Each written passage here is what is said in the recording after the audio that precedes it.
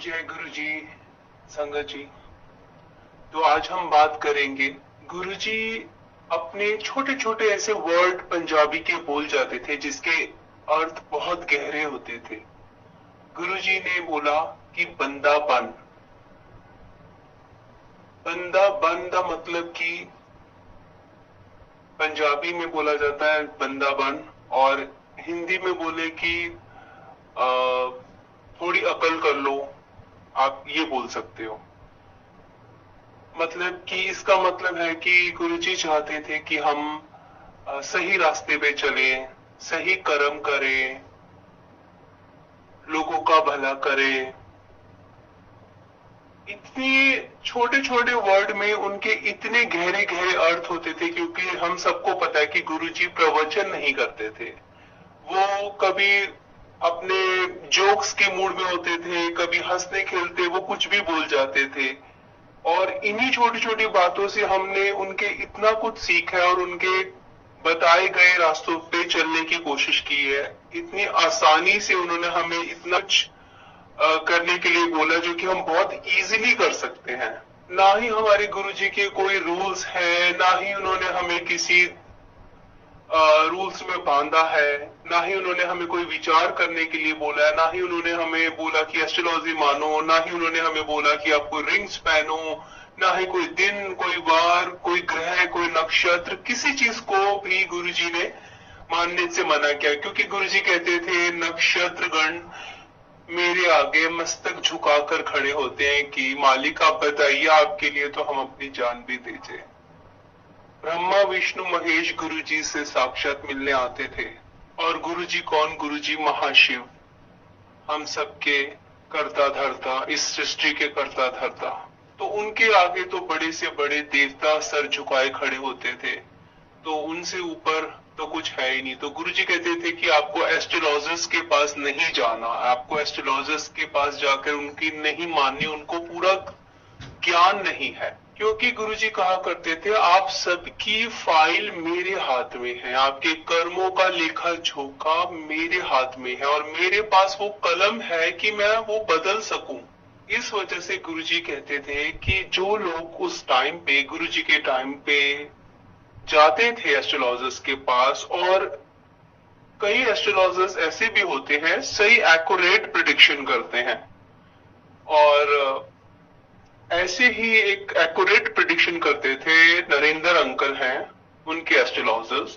उन्होंने जैसे जैसे जो जो जिस जिस ईयर में जो जो बोला था तो वो एक्यूरेट होता रहा। तो उन्होंने गुरुजी को बोला गुरुजी मेरे पंडित जी ने तो ऐसे ऐसे बोला है, और आज तक उनकी कोई भी भविष्यवाणी गलत नहीं गई। बट उनके आगे आने वाले फ्यूचर में लिखा था कि सो एंड सो इस महीने में आके उनके डेथ हो जाएगी। तो जब गुरुजी जिसके पास हो, जिनकी फाइलें गुरुजी के पास हो, जिनके पास कलम हो हमारी तकदीरें बदलने की, तो चाहे उनके पंडित ने डेथ लिख दी थी तो वो गुरुजी ने प्रैक्टिकल कैसे टाल कर ये साबित किया कि जो आपका पंडित आपका लेखा जोखा बताते हैं कि आपकी कुंडली में ये लिख दिया गया, ऐसा नहीं है। वो गुरुजी ही पलट सकते हैं।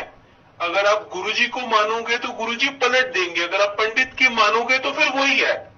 क्योंकि गुरुजी के पास आएंगे नहीं तो फिर पलटाएंगे कैसे? अगर हम पंडित को ही मानते जाएंगे तो फिर तो वही है ना। तो गुरुजी नाराज हो जाते थे कि गुरुजी के पास आओ और पंडित जी के पास भी जाओ, तो गुरुजी नाराज हो जाते थे क्योंकि गुरुजी बड़े हैं, पंडित बड़े नहीं है। तो वही हुआ।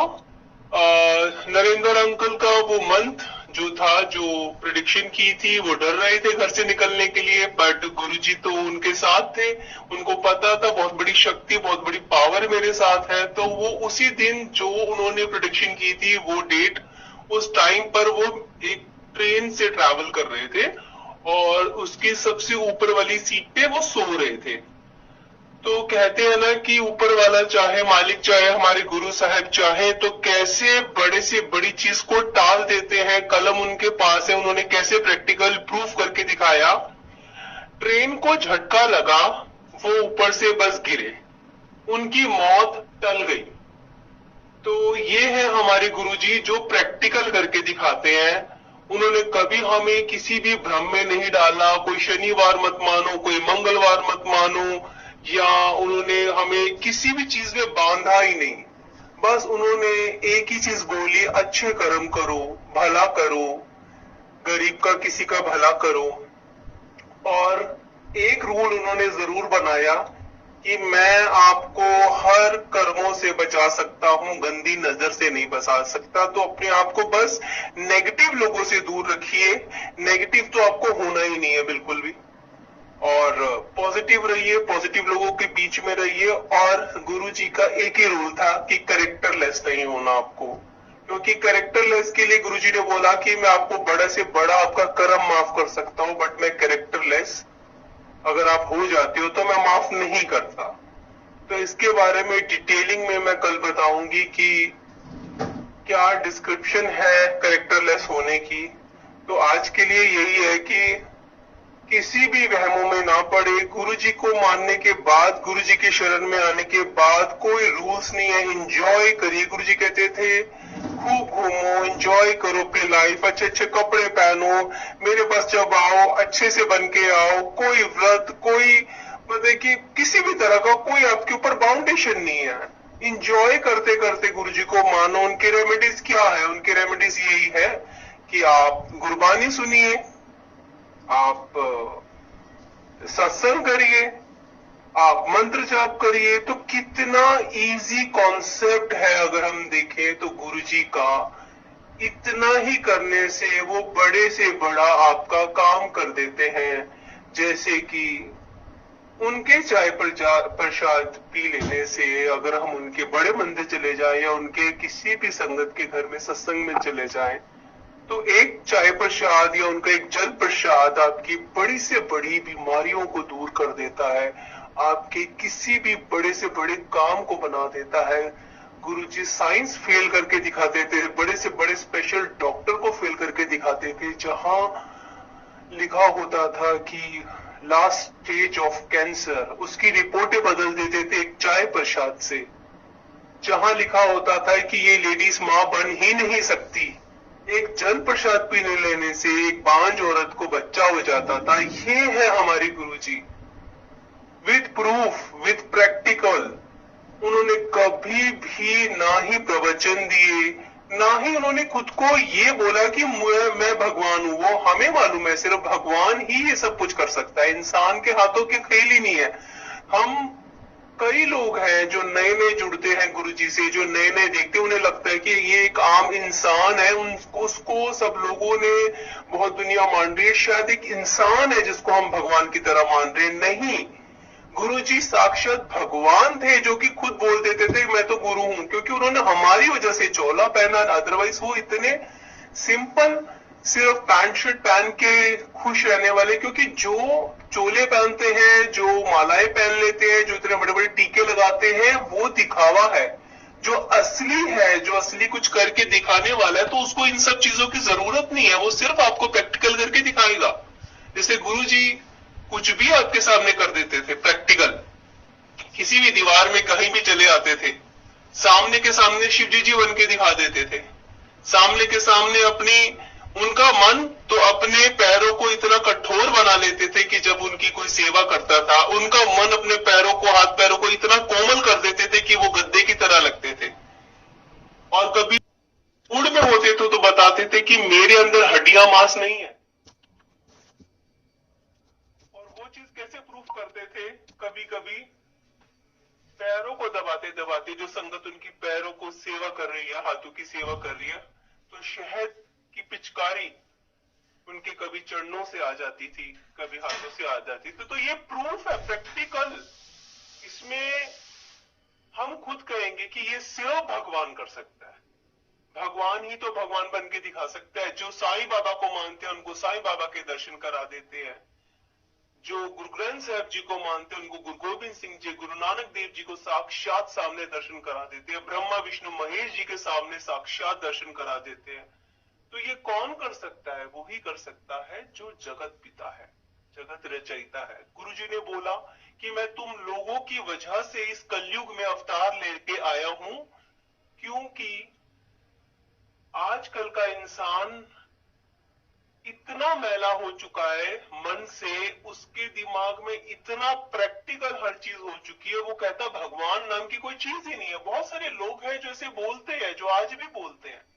तो गुरुजी ने बोला मैं दिखाने आया हूं कि भगवान होता है। और गुरुजी ने ये भी बोला कि बहुत आने वाले टाइम में बहुत कैंसर की बारिश होने वाली है, डिप्रेशन की बारिश होने वाली है, और घर घर में डिवोर्स की बारिश होने वाली है। और वही चीज हो रही है संगत जी, बहुत डिवोर्स हो रहे हैं, लोगों की आपस में बनती नहीं है। जो हस्बैंड वाइफ का प्यार आपस में कैसे जोड़ना है वो गुरुजी ने हमें सिखाया है। कैंसर जैसी बड़ी बीमारियां जो इतनी ज्यादा आसानी से ये कह लो, हर आज की डेट में तो ऐसा हो गया हर इंसान में कहीं ना कहीं कैंसर है। तो गुरुजी ने, एम्स के सारे डॉक्टर गुरुजी के चरणों में बैठे रहते थे, बड़े से बड़े स्पेशलिस्ट गुरुजी के चरणों में बैठे रहते थे। तो गुरुजी ने डांट कर बोलते थे कि तुम लोग अगर मेरे पास रहोगे, मेरे पास बैठे रहोगे तो डॉक्टरी कौन करेगा।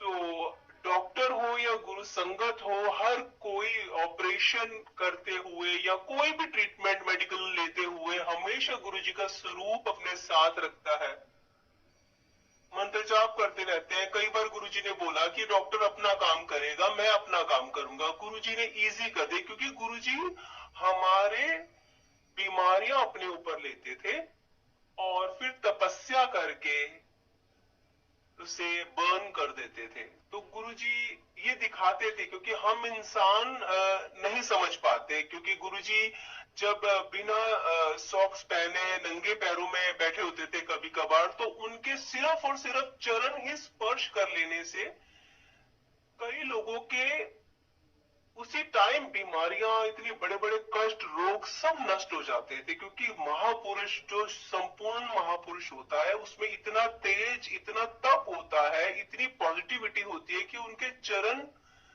छूते ही वो चीजें ही छूमंतर हो जाती है।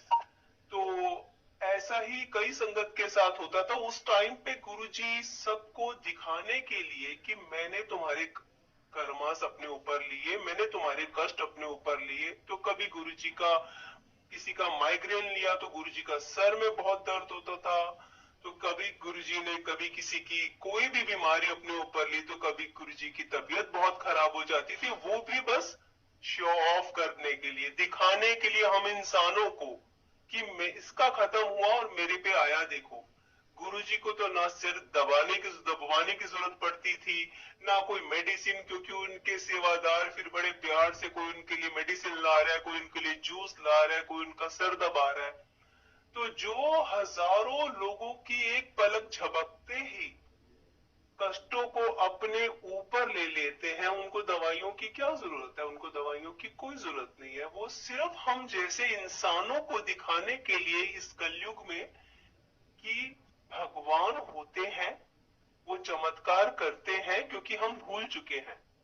अगर वो आते ये बोलते मैं भगवान हूं, मुझे मानो मैं भगवान हूं, तो हमें लगता कि कितने एरोगेंट है, अपने आप को भगवान कह रहे हो। तो उन्होंने बोला मैं गुरु हूं, और गुरु इतनी आसानी से नहीं मिलता।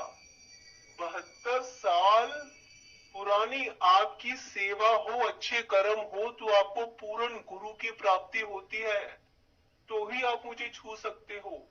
7 साल के आपके अच्छे कर्म हो, तभी आप मेरे बड़े मंदिर में कदम रख सकते हो।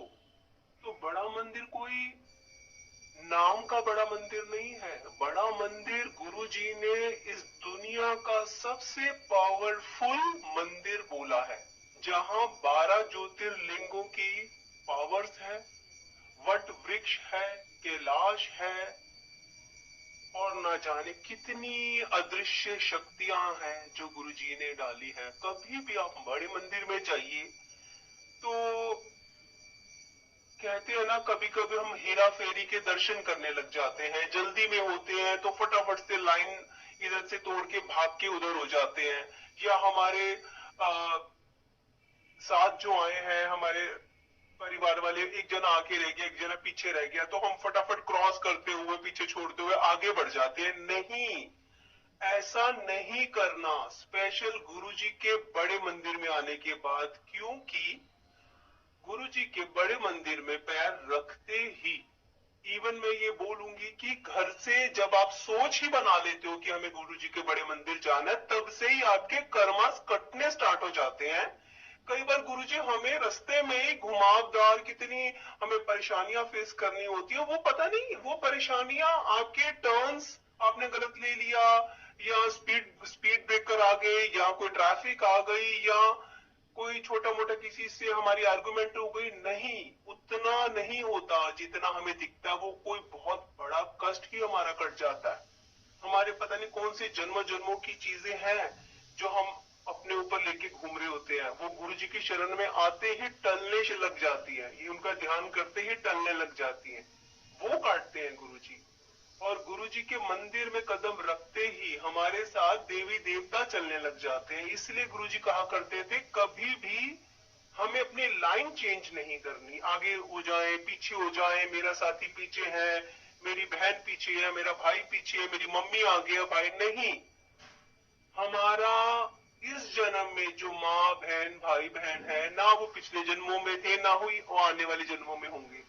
तो ये कर्मों का सफर अकेले कटवाना होता है। इसलिए आप अपनी जर्नी देखिए, जब भी गुरु जी के मंदिर में जाए मंत्र जाप करते रहे, और जैसे जैसे जिस जिस के साथ जाने के लिए जगह मिल रही है वैसे वैसे जाएं। और अगर गुरु जी के साथ वहां 4 प्लेटों में जब आप गुरुजी लंगर प्रसाद करवाते थे, वो कर्मों को काट देते थे। यही कॉन्सेप्ट था 4 लोगों को इकट्ठा बिठाने के लिए कि पता नहीं किसका हमने लेना देना कब का देना है, तो वो हमारे साथ बैठ के लंगर कर लेता था तो हमारे कर्मास क्लियर। ये कितना छोटा कितना सिंपल कॉन्सेप्ट था गुरुजी का। और ये भी था कि गरीब हो या अमीर, जो जिस जिस थाली के सामने बैठ गया, चाहे उसी थाली में बहुत मिलियनर वो खाना खा रहा है, वो प्रसाद खा रहा है, सॉरी, या सामने बहुत गरीब इंसान बैठ गया, खाना पड़ेगा, ये गुरु जी का प्रसाद है, गुरु जी का हुक्म है। तो ये थे हमारे गुरु जी की बड़े बड़े कारनामे, बहुत ही सिंप्लिसिटी में, इतना सिंपल स्वरूप उन्होंने हमारी सोच में भी नहीं आने दिया कि इतनी बड़ी शक्ति साक्षात भगवान धरती पे आए हमारे लिए, हमारे कर्मों को काटने के लिए। क्योंकि गुरुजी ने बोला यहाँ धरती पे आने के लिए कोई भी रेडी नहीं था, तो मुझे आना पड़ा। तो जब घर के छोटे कोई काम नहीं करते तो बड़े को ही करना पड़ता है।